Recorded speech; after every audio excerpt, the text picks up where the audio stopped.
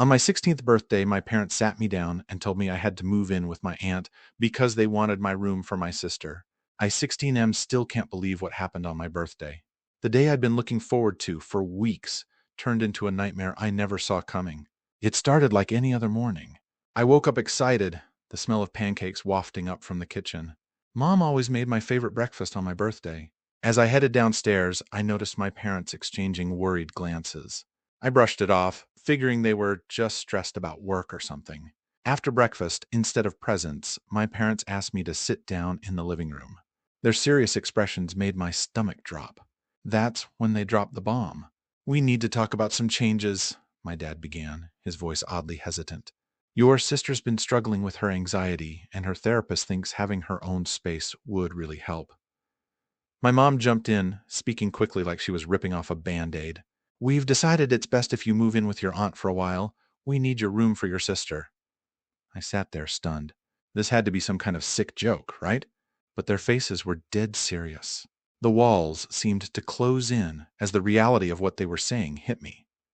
"You're kicking me out? On my birthday?" I finally managed to choke out. "We're not kicking you out," my mom insisted, reaching for my hand. I yanked it away. "It's just a temporary solution. Your aunt has that big house, and you've always gotten along so well." My dad nodded, trying to look encouraging. "Think of it as an adventure. You'll have more independence, a chance to spread your wings a bit." I couldn't believe what I was hearing. My own parents were tossing me aside like I didn't matter.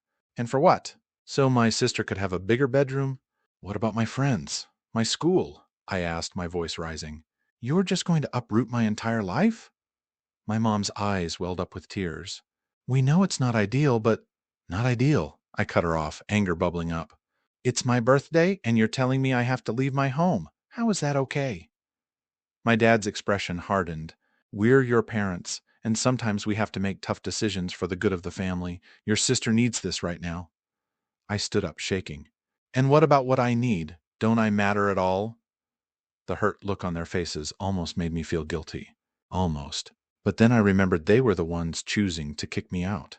I stormed up to my room, slamming the door.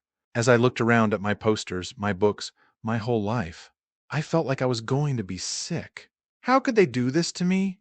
The next few days were a blur of arguments and tense silences. My parents tried to paint it as some grand opportunity, but I wasn't buying it. My sister, caught in the middle, kept apologizing, but I could barely look at her.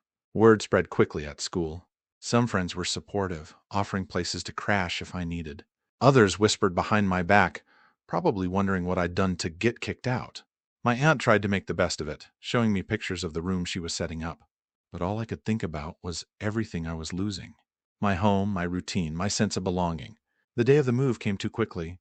As I packed up my life into boxes, each item felt like a stab to the heart. My guitar that I'd saved up for months to buy. The photo album full of memories with friends. Even the glow-in-the-dark stars on my ceiling that I'd had since I was little. My sister hovered in the doorway, looking miserable. "I'm so sorry," she said for the 100th time. "I never wanted this to happen." Part of me wanted to lash out, to blame her for ruining everything. But seeing how torn up she was, I couldn't do it. "It's not your fault," I muttered, shoving clothes into a duffel bag. As we loaded up the car, my mom kept fussing over me, asking if I had packed enough warm clothes, if I remembered my toothbrush. It was almost funny how she was trying to act like a concerned parent now, after dropping this bomb on me. The drive to my aunt's house was tense. My parents tried to make conversation, pointing out landmarks and reminiscing about family vacations. I stared out the window, giving one-word answers when I bothered to respond at all. My aunt greeted us with forced cheerfulness, showing me around the house like it was some kind of exciting tour. The guest room, my new room, was nice enough, I guess, but it felt alien, impersonal. Nothing like the comfort of my own space back home. As my parents prepared to leave, reality hit hard. This wasn't just a bad dream I could wake up from. This was my new life. My mom hugged me tight, tears in her eyes. "We love you so much," she whispered. "This isn't forever, I promise." I wanted to believe her, but the sting of betrayal was too fresh. I hugged back stiffly, then stepped away. My dad clasped my shoulder. "You're going to do great things, son. This is just a bump in the road." I nodded, not trusting myself to speak. As they drove away, I felt like a piece of me was leaving too. The first few weeks at my aunt's were rough. I threw myself into unpacking, trying to make the room feel somewhat like mine. But every time I reached for something familiar, only to remember it wasn't there. It hit me all over again how much had changed. School was a challenge. The commute was longer, and I felt out of sync with my friends. Rumors flew about why I'd suddenly moved. Some thought my parents had split up. Others whispered about drug problems or criminal activity. I didn't bother correcting them. The truth was almost more embarrassing. My aunt tried her best to make me feel welcome. She gave me space when I needed it, but also made sure I didn't isolate myself completely. We started having movie nights on Fridays, something to look forward to at the end of each week. Meanwhile, things at my old home were changing fast. My parents sent pictures of my sister's new room, my old room, redecorated with fairy lights and pastel colors. It felt like a punch to the gut, seeing my space transformed so quickly. As the weeks turned into months, I started to adjust. I found a routine, made some new friends at school. My aunt's house began to feel less like a prison and more like, well, not home exactly, but somewhere I could exist without constant pain. But the resentment towards my parents? That was harder to shake. Every time they called or visited, acting like everything was normal, I felt that familiar anger bubbling up. How could they just expect me to be okay with this? It all came to a head at Thanksgiving. My aunt insisted on hosting, probably hoping to bridge the gap between me and my parents.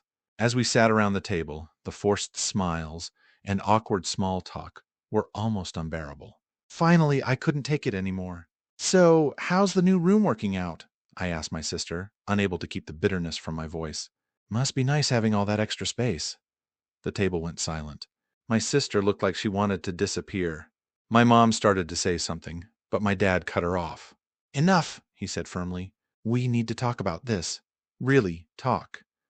And so, right there at the Thanksgiving table, we had it out. All the hurt, the anger, the fear, it all came pouring out. I told them how betrayed I felt, how it seemed like they were choosing my sister over me. They tried to explain their reasoning, how they thought they were doing what was best for everyone. It wasn't an easy conversation. There were tears, raised voices, moments where I thought we'd never be able to move past this. But slowly, painfully, we started to understand each other a little better. My parents admitted they had handled things terribly. They apologized for springing it on me the way they did, for not considering how it would affect me. I began to see how desperate they had been to help my sister, even if their solution was misguided. We didn't solve everything that day. The hurt was too deep, the trust too damaged for quick fixes. But it was a start. As the months went on, we kept talking. My parents made more of an effort to be involved in my life, to show me I still mattered. They started coming to my events at school, even with the longer drive. My sister and I had some heart-to-hearts too, working through the guilt and resentment between us. Slowly, things began to improve. I still lived at my aunt's, but it felt less like exile and more like a different kind of home. I started spending more weekends with my family, rebuilding those connections. Now, as my 17th birthday approaches, I find myself reflecting on everything that's happened. This past year has been a roller coaster of emotions, full of challenges I never expected to face. I won't lie and say everything's perfect now. There are still moments when the old anger flares up, when I wonder how things might have been different. But I've also grown in ways I never would have otherwise. I'm more independent, more resilient. I've learned the hard way that family is complicated, that love doesn't always look the way we expect it to. As I blow out the candles this year, my wish won't be for things to go back to how they were. Instead, I'll wish for the strength to keep moving forward, to keep building this new version of my life and my family. It's not what I would have chosen, but it's mine. And maybe, just maybe, that's enough.